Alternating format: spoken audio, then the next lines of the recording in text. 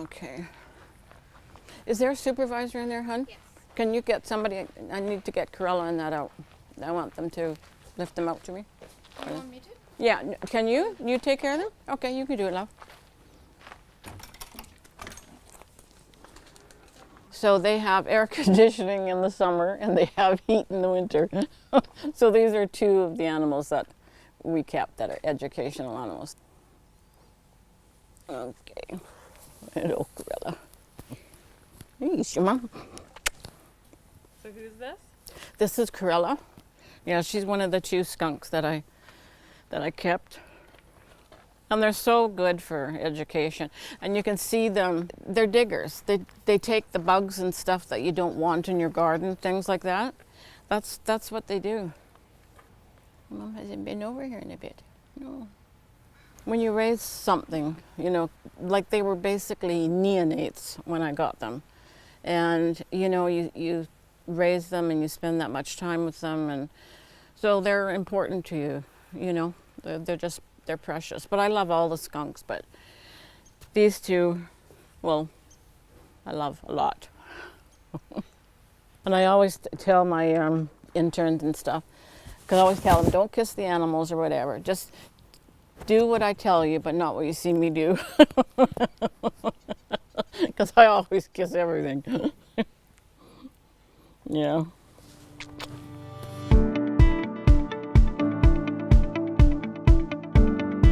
Critter Care Wildlife Society provides short and long-term care to our native mammal species, and through rehabilitation and public education helps prevent suffering of injured and orphaned wildlife. And I like to say that there's the 3 R's, which is rescue, rehabilitate, and release. A lot of the animals will be raccoons. We will often go out for adult raccoons, for example, since the babies a lot of the time the members of the public will be able to bring in themselves.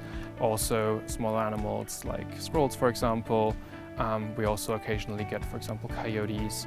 And then rarer cases we also have, for example, bears, otters, or deer.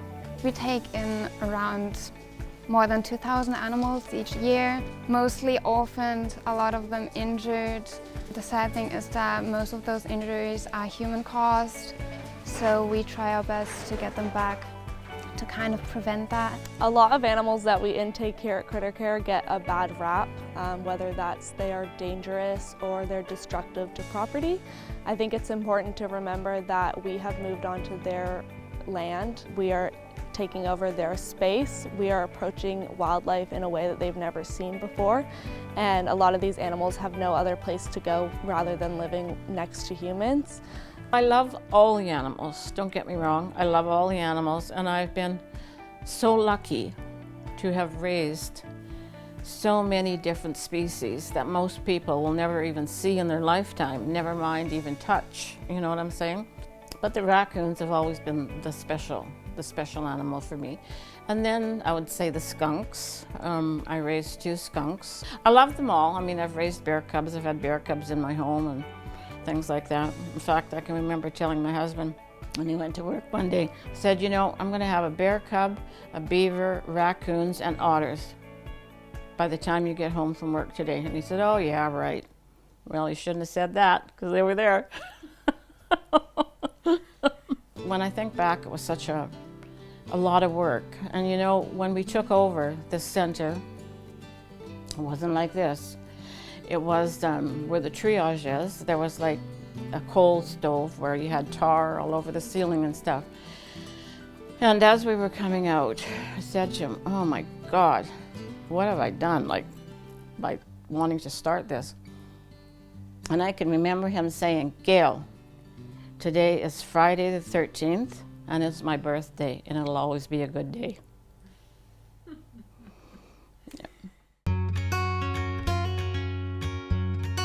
A daily basis here, nothing is ever, so much that happens in one day. You can't plan it. A single day can involve anything from fixing a toilet to scrubbing a raccoon cage. The possibilities are endless. It starts off with doing your animals in the morning, just making sure they're all fed. It's usually mostly cleaning stuff, making sure the center looks clean, making sure the hygiene is top level, so our animals don't get sick. We examine the animals that come into our center. We care for them, treat them, are involved with feeding, just cleaning the site and stuff like that as well, of course. Basically anything here that is in any way like animal related. Medication administration, medication dosing, overseeing the animals on site as well as the interns and other staff. Helping through deliveries we get and, cleaning out our animals, feeding and sometimes rescues. So the rescue, of course, always starts basically with a call, mostly, or sometimes a text or email from a member of the public that is reporting an injured animal, an animal in any way in distress, potentially orphaned animals. If they're badly injured, like they need to come in ASAP. In baby season, which usually starts sometimes it can start as early as March, but in May it gets really, really busy and you get a lot of babies and a lot of people, they get them and then they want to try and raise them and you legally can't. So it's important to get them into a center that knows what they're doing. It's always, of course, difficult to initially assess the situation. Every situation is different. We have to assess if an animal actually needs to and benefits from coming into our care. We will ask the members of the public sometimes to send us footage and stuff like that, but it might still be difficult to assess from afar what the best course of action will be. There are a lot of situations that could be avoided if people called and got advice before they intervened, because we are the experts in this field and a lot of things are done incorrectly. And I think it's best to get the word from a rehabber before you do anything with an animal that you've found. So the first thing, of course, always is when we arrive on the scene to still assess the situation again. We try to do that as well as possible over the phone with a member of the public or through some footage that they sent us, but it's always going to be different in person. Before we kind of needed to assess what equipment we need, what we need to bring, but then when we get there we will also assess the animal again, see if it is something that does need capturing, rescuing and then rehabilitating, or if the animal might be better off not coming into our care, if it would profit from that in the first place, or if it might be okay and better off just being left in the wild, because obviously chasing it, capturing it and bringing it to our center will always put them through a lot of stress. The majority of the animals that we get, actually, whatever the situation they've been put in, their injuries or orphaned animals, a lot of the time either is caused by human interaction, by things caused by humans. So I believe it is our responsibility to help them out as much as we possibly can. So after the rescue or after a member of public brings them in, they will be transferred to an incubator or kennel or cage that fits what they need, their size, their age. We do a full examination after they're warm. During that examination, we figure out what they need, if they need to go on medication, if they need fluids, if they need anything before they're passed on to either staff or an intern. Once they are examined, we pass them on to a staff or an intern, like I said, and we will kind of oversee their care. The interns are really good. They take care of them so well, and then watch them grow. If we had a really small animal come in, let's say like a baby deer mouse or a really small baby bunny, we put them in these small bucket incubators. We can fit one of our hotties, we call them. They're just like the heat discs. We can put one in there very easily, keeps them warm. A lot of little ones can't thermoregulate, so we keep them in smaller ones. Then once they get bigger, or if they come in bigger, they move to this size incubator. Same for pretty much all the animals. And then bigger than that, they move into this incubator. And once they're out of this one, they either move into a cage like the one you see behind me, or a kennel if it's a raccoon, and then into outdoor cages after that whole process is over. Every animal is different regarding releases, at what age, what species, and how far they go. With the deer, all their spots must be gone. The males must be growing little antlers. With raccoons, they gotta be big and fat. You judge a healthy raccoon by its tail. They store fat in their tail to get them through the winter. I bet you didn't know that. One of my main roles here at Critter Care is managing the bears inside and outside of our care. Hi, my name's Emma. I'm the Junior Wildlife Supervisor and the Head Bear Supervisor here at Critter Care Wildlife Society. So when someone calls about an orphaned cub, we first try to get as much detail as possible with how long they've been seeing it, where they've been seeing it, where they're located, and if there's been a mom around at all or anything like that. At that time, we will get in contact with conservation and see if we can be granted permission to intake this cub. The rescues for bears are a little bit challenging because they are obviously a very strong and very big animal. Even though they are small, they are very strong. So we usually try with capturing of bears to use live traps. This is just a metal trap that's baited with food. It's more likely for the animal to go in it, and it's a lot less stressful for them. So we place the trap where they've been seen most frequently. They have to be placed on someone's yard or in their area where it can be monitored constantly. Once the bear goes into the trap, they will have my phone number, they will give me a call, and I will go out at any hour to pick up the bear. And then the bear will come into our care and we'll get a full examination, and then we will go forward with its care from there. After we receive a bear, it gets taken into one of our exam rooms where we will do an exam. For bears, we try to do as least hands-on as possible. So we will get their weight and we will do a general overlook. If they have an injury or an illness that we think we need to sedate them for, we can do that here. And then we can prescribe anything that they need, whether that's an antibiotic or an anti-inflammatory. From then, we kind of decide based on each situation if the animal is to stay inside or go straight outside to an outdoor enclosure. Once they go outside, they are placed in an isolation area. This is so if we are integrating bears into a cage that already has bears, it's done slowly and they can get used to each other through a small area. For releasing our black bears, we always release them after the spring hunting season, which tends to end in around June. From that, we have to do this in coordination with BC Conservation and the BC Ministry and Government. So there's a lot of hands that are needed to make sure their release is done well. A common misconception is that black bears are quite dangerous. They are approaching on humans because a lot of times people are leaving out garbage or doing things that the bears don't know is incorrect. People need to understand that these bears are just trying to live, they're trying to eat, and a lot of times the food resources for them aren't plentiful, and if there is food available, they're going to eat it. So people need to be better about putting away their garbage and locking it up so that we aren't ruining the bear's chance of life. What makes Critter Care unique is that a few years ago I started an internship program, and that program is where young people come from all over the world, literally all over the world, and help us run the center, raise the babies. A lot of them stay up until they're released. So without them, we could not operate. We get too many animals. Hi, my name's Nathan and I'm an intern here at Critter Care. Hi, my name is Nell and I'm an intern here at Critter Care. I just wanted to work with animals after I finished school, and I really wanted to go to Canada. I searched up online what kind of animal stuff you can do here, and I found Critter Care as one of the best things you can do here. I took animal care in college. I've always loved animals, and I found it on a site called Working Abroad, and Canada looks really nice, so I chose Critter Care.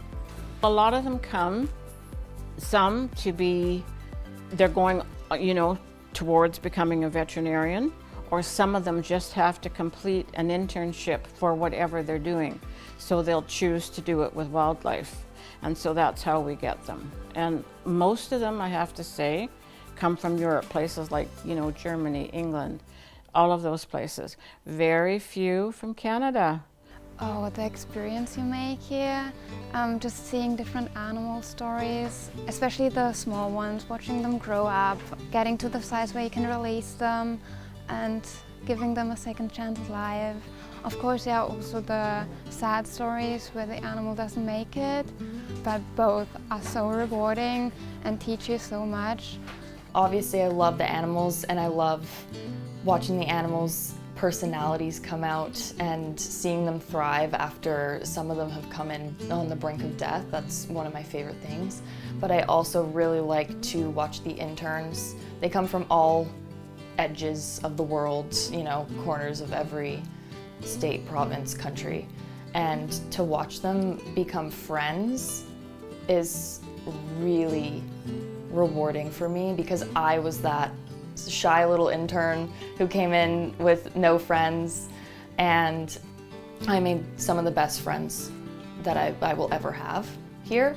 And watching them get to experience that is something that is, I think, invaluable. It's really beautiful. Without the internship, we wouldn't be able to raise these animals. We need those young people to help us. A lot of places you just help the people that raise them. Here they actually raise their own babies. I hear from a lot of them when they go home and they say, oh Gail, you know, I could still hear the raccoons. And I said, that's called phantom trilling.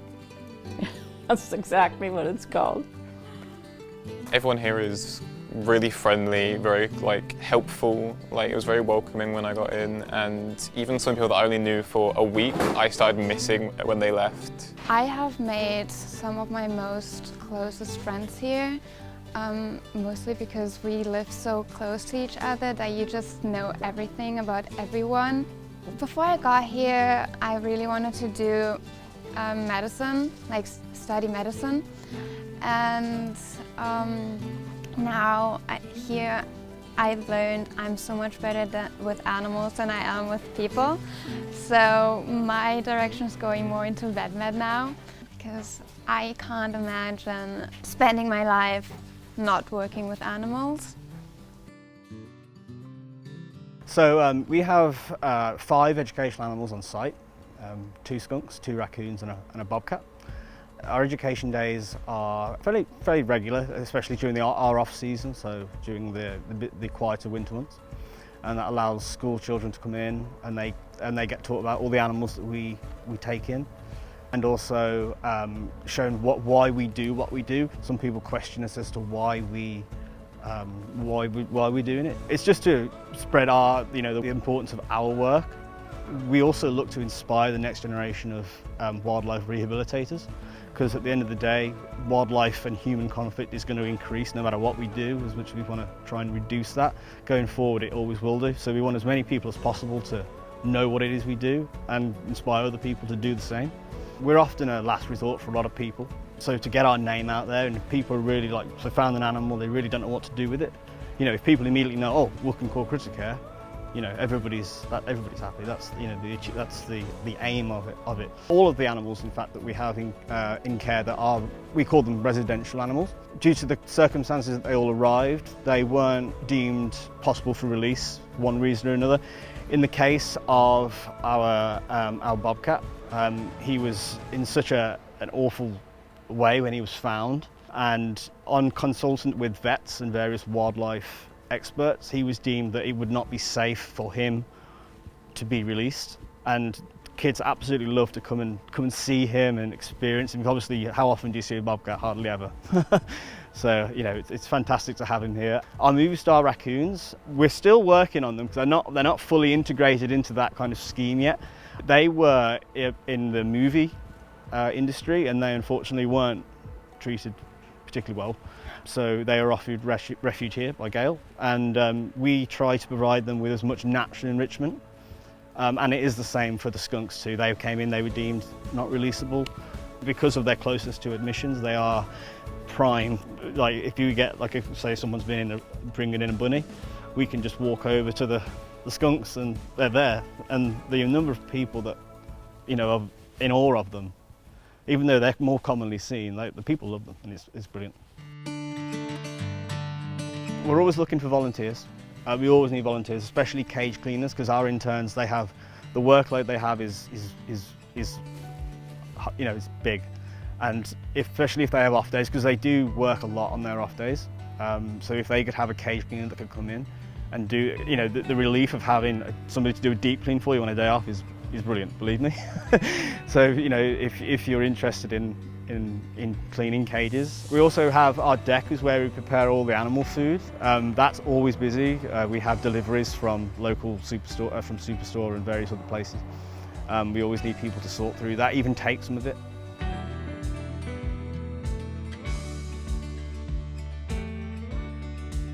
Also rescues, we always need someone. No, if we've got a phone call, say someone's got an injured bunny in, say, Abbotsford, we have very few people that we can send or are available at certain times. So if you can do your own capture training and become a trained animal capturer for us, and then we could phone you and send you out for whatever it may be at that point. It doesn't necessarily have to be money. It can be supplies, medical supplies, blankets, towels. We need that stuff all the time, especially during baby season, as well as calling a rehabber when you're unsure about something. There are a lot of situations that could be avoided if people called and got advice before they intervened. A lot of things are done incorrectly, and I think it's best to get the word from a rehabber before you do anything with an animal that you've found. So we do, of course, rely on donations both financially and of different items, but all of that kind of helps us only so much. The real important thing is, as soon as you come across an animal that is in distress, injured or something like that, is that you call someone, in this case for wild mammals in distress, that would be us, and that you report it to us so that we can actually do something about that. All the donations and stuff that go to our center are great, but they're not going to do something for an animal if no one lets us know that a situation is going on. If you learn about our wildlife, then you're more inclined to take care of it, protect it. And we advertise beautiful British Columbia because of our mountains, our lakes, our wildlife, and all of those things. That's how we advertise it. So if we're going to advertise it that way, we need to take care of it. There are a lot of reasons why critter care is important. It's important for people to learn. So people like me, or people like the interns who are coming through university or not through university. For the members of public, we are the biggest facility in southern British Columbia. So it is really important that we educate the public on these animals. They're not so different from domestic animals. I mean, they're all kind of cut from the same cloth. And I think it's important for people to not see them as pests and see them as something that we need to cherish and take care of. I've loved every minute as an intern and staff. It's not something like I ever planned on doing, but this place means like everything to me. I love it. I mean, I'm still, because I actually came out to kind of doing my other job, but this place kind of calling me back. I personally feel very connected to animals, and you may argue that us rehabbing and rescuing a few animals may not make a huge difference towards the populations of the animals and the protection of certain species, but it does make a difference to me that we're helping like individual animals. We still are able to change the individual animals' lives that come into our care. We're able to give them a second chance at their life, which to me is as much as I can ask for here, really. I have learned so much here about myself, about different kind of stuff and different kind of people, the animals. I have learned so much that honestly this was an experience of a lifetime. For me, it's been an emotional journey. I love what I do. And one of the last things that my husband said to me before he passed is, no matter what, you keep critter care going, because there is no other place for them. And I have done that. And I have created an amazing place for these animals.